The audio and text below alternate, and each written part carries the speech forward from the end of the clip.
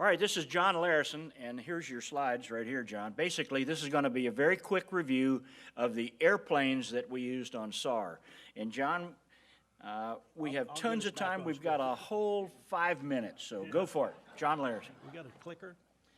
You can do it right here. Hit the down button. See the forward slide? Okay, can you hear me? Okay, I'll try and get us back on schedule. I got a short presentation to start with. I was there very early. Daryl gave you a great overview of the entire operation once we got our shit together, so to speak, in the 70s. But back in 65, I got there, we were under a cover story. We were not flying combat. We were training pilots, which gets into the history, and I lead up to the first combat SAR, and then I'll get off here.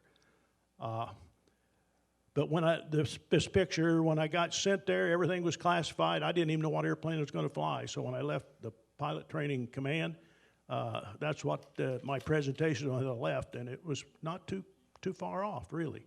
Okay, so now if I can work this thing. You say this one? Yep, the forward button. Okay, I won't spend any time on this because it's been pretty well covered. But my 200+ missions were mainly in South Vietnam. You heard about the Ho Chi Minh Trail. They were hauling all the stuff down into South Vietnam to supply their counterinsurgency forces. We didn't get too much into the trail, but we were fighting the ground forces, and most of our sorties were supporting Vietnamese ground forces, and then later some of our U.S. Air forces once they came in. So we did a lot of close air support.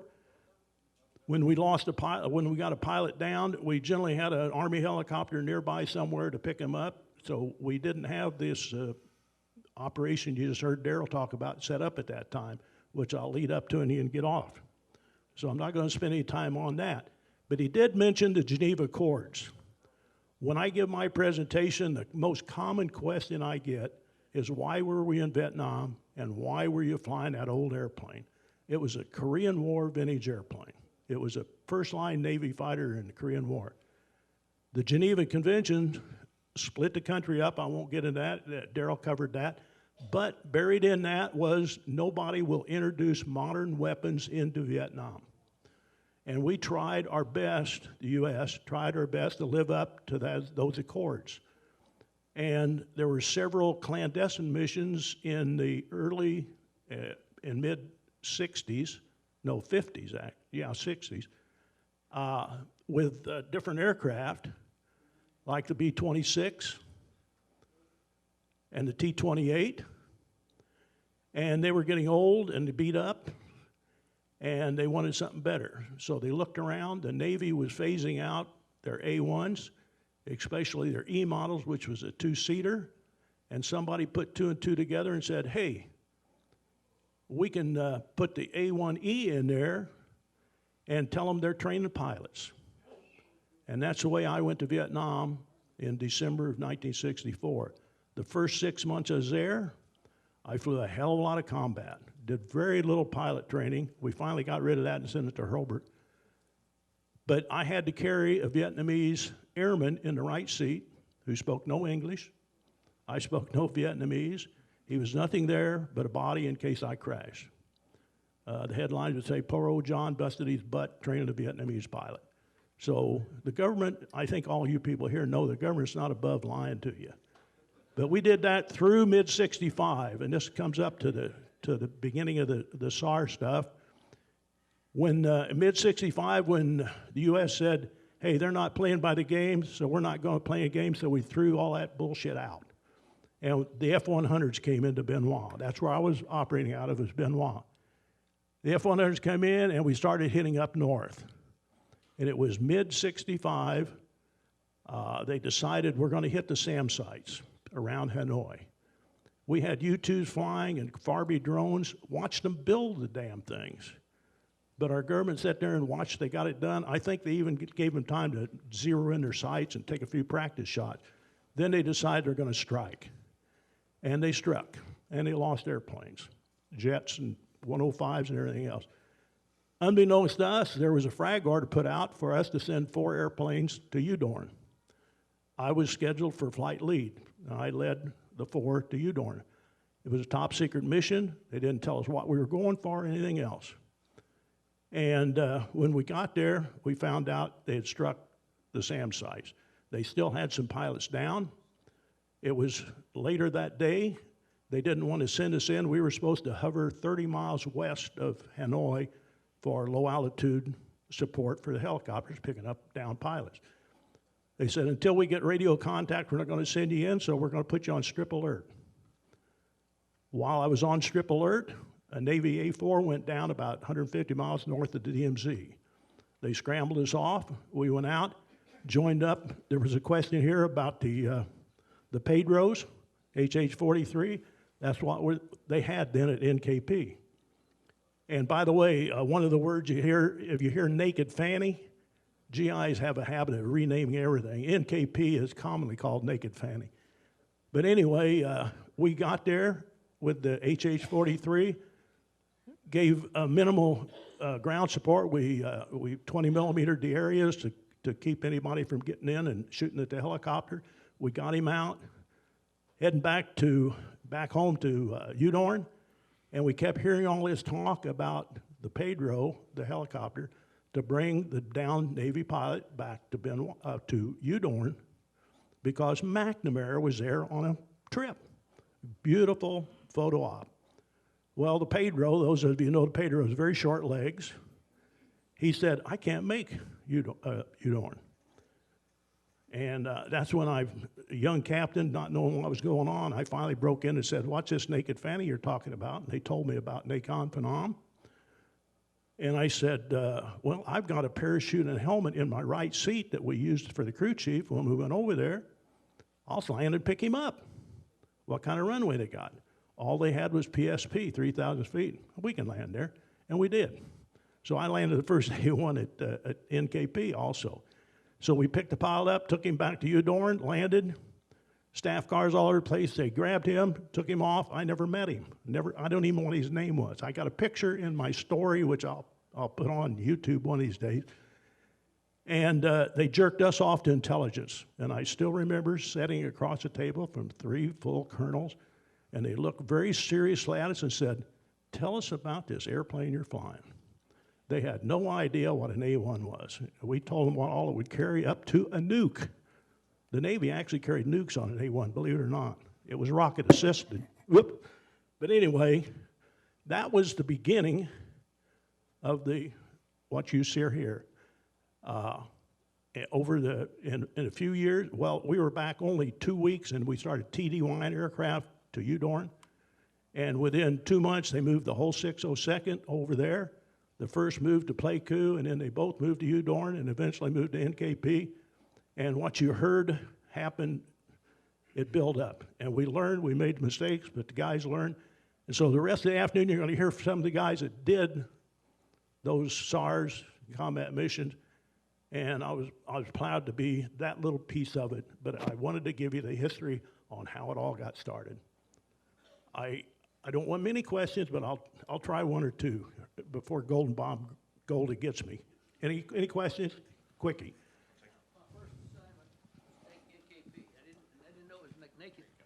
My first assignment was NKP. That's Nakhon Phanom. Yes. And how far away from Udorn is? Because I ended up. This is what I was there that first night at NKP, and I don't remember, but I bet it was at least 100 miles. From Udorn. Yeah, but he'd been up and flown to pick up and back, and Well, anyway, the HH-43, as you well know, was built for local area search and rescue. Right, and that's where I ended up flying over there. yeah. But I arrived at NKP, and this young man, that's when you shared rooms with the guy? Say again? Shared rooms with the... Hey, I was a young captain then. I didn't know what the hell I was doing. The key word was press on. Well, my point is I was there and I met this guy, met him, and I bring this up because that night he left to go on a mission and he never came back. Are you going to be around tonight at the hospital? I'll have my laptop there. I got the whole roster of all our A1 guys on there. I can maybe look. Well, this was the Jolly. This was the Jolly guy. The Jolly. Yeah, he was flying behind it. Can't help you there. No, he was behind the Jolly. Okay. Or behind a Okay. refuel. Any other questions? Hearing none? Goldie, you got it.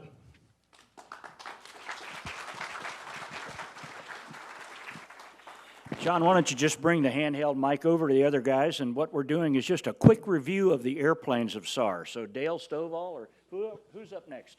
Somebody wants to talk. Hey, John, there's a second mic for the crew. No slides for this. Let me ask that question about the Jolly. Were you there last night? Okay, you weren't here last night. Most of the people I think were here last night. I think there's a few people that weren't here, but this was, they had the two CH-3s at NKP at that time. One of them was the Canbird, and the other was the Flyer, okay? There was an F-105 down and a Sandy down in North Vietnam. They sent the Flyer up there, and they had a fuel tank in the back, was a CH-3. It got on fire. Everybody bailed out. I told everybody that was here last night, the flight engineer jumped out, and he still had his gunner's belt on, and he was spinning underneath it. The two pilots bailed out the window, and the PJ went off the back ramp, and nobody was in it, including him. He finally dropped down. They were all POWs except him. He was picked up by a Navy S-3. But the next day, we had another Sandy go down, and we had a S-3 went down. And a guy named Barry Camhoot, who was at NKP at that time, took the broken bird with 15 red X's on it, means you can't fly the aircraft. Bill Warren, who was his flight engineer, wouldn't fly. Bill Warren was in maintenance, said, I'll go fly with you. It had only a few instruments on the instrument panel, had no radios, no navigation. The guys on the ground had no SAR radios. They had no pin guns. They had no flares. So they were never able to talk to anybody that flew over them. The guy that the flight engineer bailed out that evening, that Navy S-3 came up there, he used his pin gun, he used his Zippo lighter to signal, and they got him. Anyway, Barry Camhoot went with the Canbird, and Bill Warren signed everything off as pending parts, including an engine change that was required. And he went up there for 3 days. He got two of another S-3 got shot down. He got two of those four guys out. And then we had another A-1. So we had two A-1s, a 105, 4 Jolly Green crew members that were shot down. And after the third day, they stopped the SAR. And so that was and then about a month later, they got the HH-3Es. But that was a real disaster. Anyway, most of the folks were here last night, and you heard me talk about it. One of the things I didn't talk about, if you're in this business and you were in SAR, I remember my whole thing was I was going to come over there because I was actually never went to the schoolhouse. I was trained at Patrick Air Force Base because we were in H-3s, part of the support system for the Apollos. And then the H-53 came, and they brought pilots in. It just came out of NKP and Udorn, and so they were training us. Well, it was way different than anybody else got trained because all we did, they showed us all the combat stuff, and they didn't really want us to upgrade.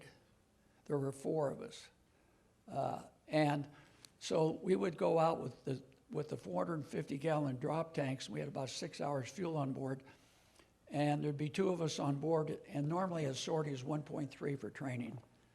We would fly 2.6, but they'd only put 1.3 in the books. So I had twice as many hours of flying the H-53 before I got over there, so I really it was comfortable. But my goal was to get 1 pickup, okay? And I said, okay, that's what. So on my after the first SAR, I just became an aircraft commander, theater aircraft commander. We were flying back, and the OV-10 got shot down. We got him under fire, had my eyes watered, and came back and decided I need to know where every gun was in Laos. And I had a map, and the intel folks, every time we got alerted. They gave me my map. It was all what we call chummed, had everything on it. But when I came back, I realized, and I think the Jolly Green pilots, the A1 pilots realized, getting somebody out of there, we had a lifelong impact on them and their families. And that was nearly narcotic. Because after I did that the first time, I said, I want to do this. Because the personal and professional feeling was overwhelming. Now, one of the guys is sitting out there, Mel, stand up, please. We're going to brief the Oyster 02 mission this afternoon. And the first day we went up, Ron, where are you, Ron? Make a note, yeah. So Ron Smith, we're going to talk about that guy, and I talked about him last night. When we came back, I had the squadron command, or I had the Jolly Green squadron commander, and I told the DO that I'd been better if the seat would have been empty. Mel Gillespie came up because all these co-pilots wanted to go the next day. XB-52 guy, he had the whole map, the route, the guns, everything on it, because I'm thinking now I've got to get this thing all put together tonight. You're my co-pilot. Later on, was a Bobbin 5, the Bobbin 05, the last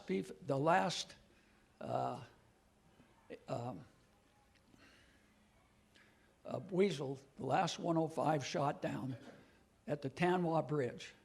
He wasn't bombing a bridge, he was escorting B-52s at night and got shot down, and they landed right on the ridge line by the Tanwa Bridge. And we had the first really successful A7 SAR. Of course, there were all the Sandys, and it, remember the A7 pilot's name? Huh? Buddy Clark. He got the Air Force Cross in this mission, and they had a 20-mile run-in. He'd auto-rotated through the clouds because Clark went through and said, hey, we got a 400-foot ceiling. Clark comes, he dives straight down. And Mel and I had already tried this once and damn near got crashed.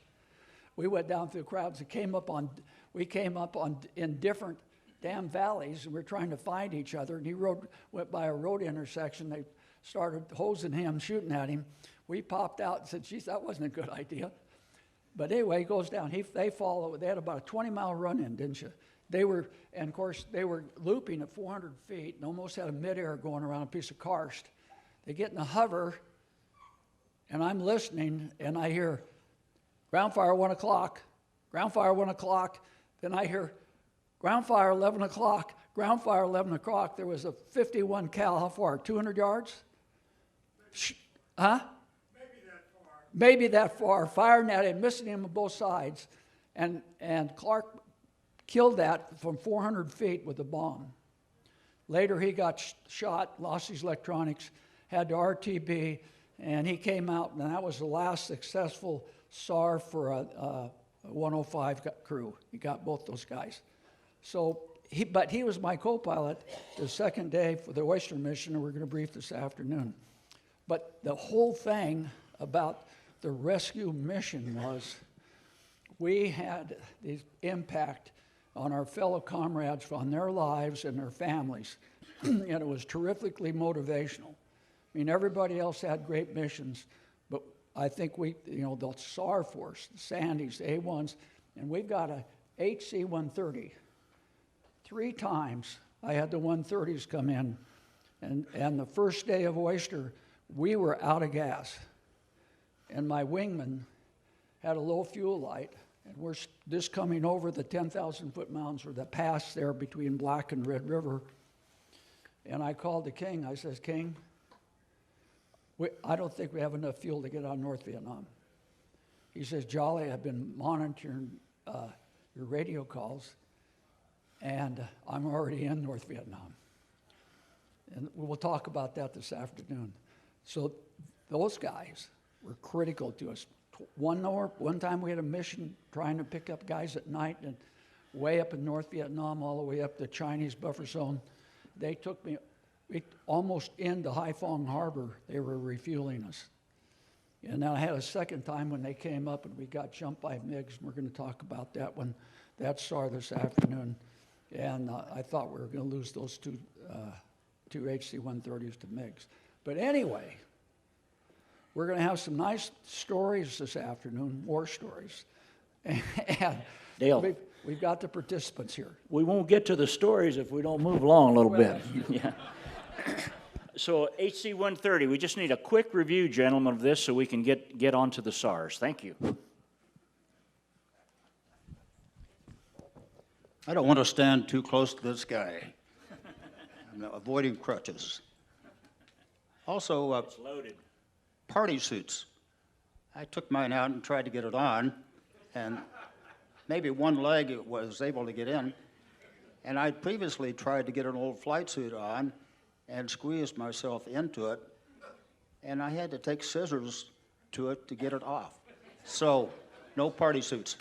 In lieu of party suits, this vest I'm wearing will have to suffice from 20 years ago when I rode to the wall in 2003, which is one of the greatest experiences of my life, aside from combat SAR in Southeast Asia.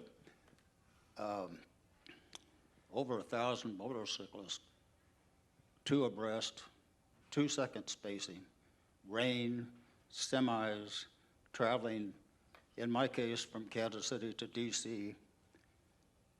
And every day there were accidents, and I'm going to run out of time here. Get that crutch away. But anyway, there were many times on this trip that I thought, I survived that damn war. I'm going to die in this motorcycle ride, because none of these guys obviously had formation training, and that was very obvious. But anyway, back to the subject a little bit.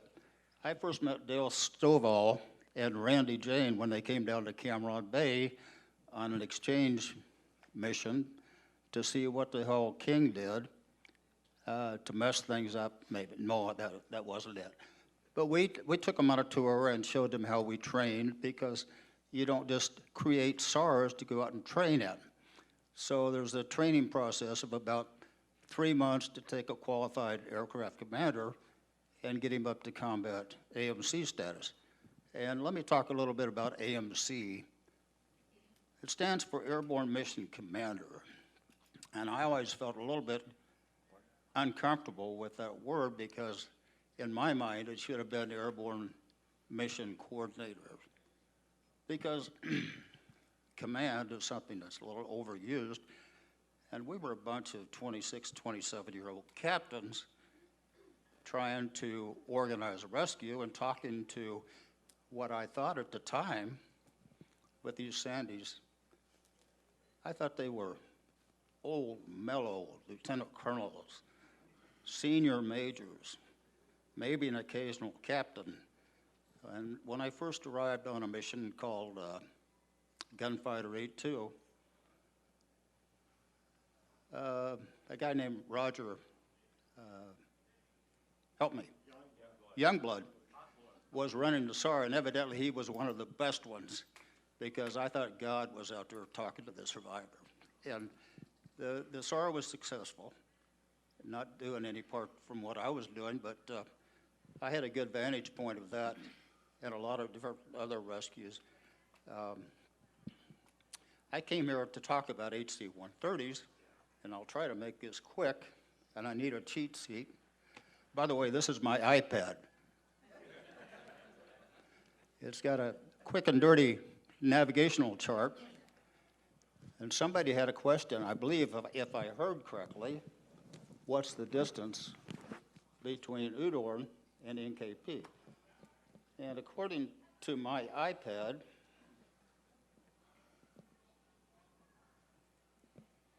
let me get situated here.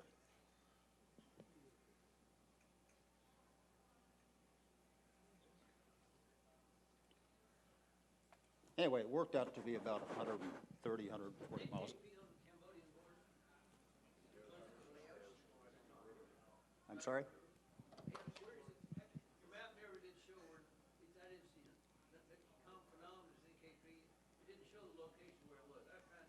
does on my map.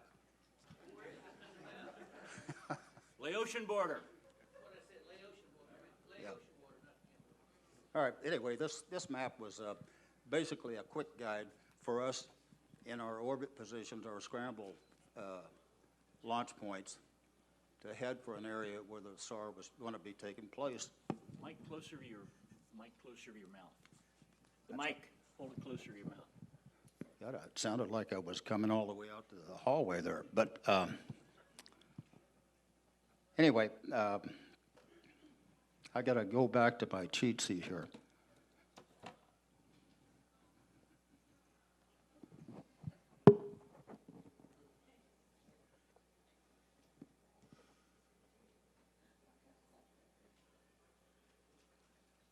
Okay, the Lockheed HC-130 was a multitasking airplane derived from the original C-130B model, and the original HC-130s were made for the Coast Guard. And the Air Force, in turn, modified them further when they took delivery and included air-to-air refueling capabilities and also the Fulton recovery system, which we practiced on but never really used it. Am I loud enough now? Yeah. Okay, get your crutch out.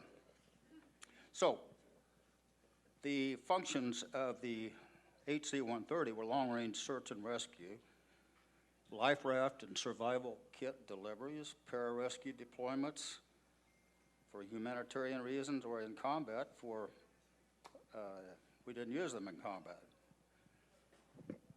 They rode the Jolly Greens because we didn't have any miniguns. And they wanted miniguns because I guess that was sport. Overwater duck boat escorts, nav support for aircraft on all overwater crossings, NASA support, Gemini, Apollo, Skylab, STAR, Fulton surface-to-air recovery, ATAR, air-to-air satellite package recovery, and in my case, worldwide Jolly Green ferry mission support, where we took 3 brand new H-53s across from Eglin as far as Yokota Air Base, and they in turn went on down to Da Nang to be delivered to the 37th Air Rescue Squadron in March, April of 1971, before my arrival in Southeast Asia. So the Kingbirds in combat, we didn't do all those things. Basically, all we did was provide a command post and air-to-air refueling for the Jolly Greens. Simple. But I'll tell you, 51 years later, I don't remember a lot of stuff that we did, and Darrell covered a lot of it. It became a very complex operation, a lot of radio communications, and that may be one reason why I can't hear anymore. But it was an interesting mission, and we had a lot of success. But more than anything, I want to talk about my reason for being here, and I don't really consider myself as belonging on this stage or in the presence of these people, many in this room, who have been my heroes ever since my first contact with them on SAR missions. And that goes back to 52 years ago. Anyway, I'm finally getting a chance to meet and thank some of those men behind the voices in my memory of heroes and courageous men. Those men, I was in such a unique position to observe and hear radio transmissions so many years ago. I'm here to pay tribute to the bravest men I've ever known, or more correctly, known only through their voices until this weekend. Jolly Greens, 8-1 Sandys, FACS, including the Ravens, and the unsung men of Air America. Those on such missions: Ashcan 01, Falcon 74, Gunfighter 82, Nail 3-1, Alpha and Bravo, we'll talk about this afternoon. Spectre 2-2, where I was lucky enough to find 15 survivors dropped in my lap, and I had to do some extra work to get Dale Stoval started off in his career properly by rescuing 8 of those survivors on that mission. More than any other jolly. I think one had 3 and another had 1 or 2, and then Air America had 2. So that was an all-night mission from about 10:30 at night until 10:30 the next morning. We had them all picked up. I think it aged me about 15 years, but it was a mission without much hostility, but there was a lot of drama to it because we didn't know what was eventually going to happen when you have 15 guys in bad guy territory. So we lucked out. We got them all located. We had pretty well coordinated rescue plans for the Jolly Greens to come in teams, and each assigned different survivors. Well, that all went to hell because once the Jollies came in, survivors were popping up everywhere, and in turn, the Jollies would pick them up. Dale ended up with 8, and the mission later became referred to as the Great Easter Egg Hunt of 1972. So I'm fortunate to be in the company of at least one of those people out there. I know there were some Sandys too. And all I want to say in closing is that I've had a lot of time to reflect on what I witnessed and think about what I might tell any of those heroic individuals if I ever were fortunate enough to meet them. My time to do so has now come, and I'm here to say bravo and Sierra Hotel to any of them within this audience. Thanks for being here, and a special thank you to those who were there so many years ago. Thank you.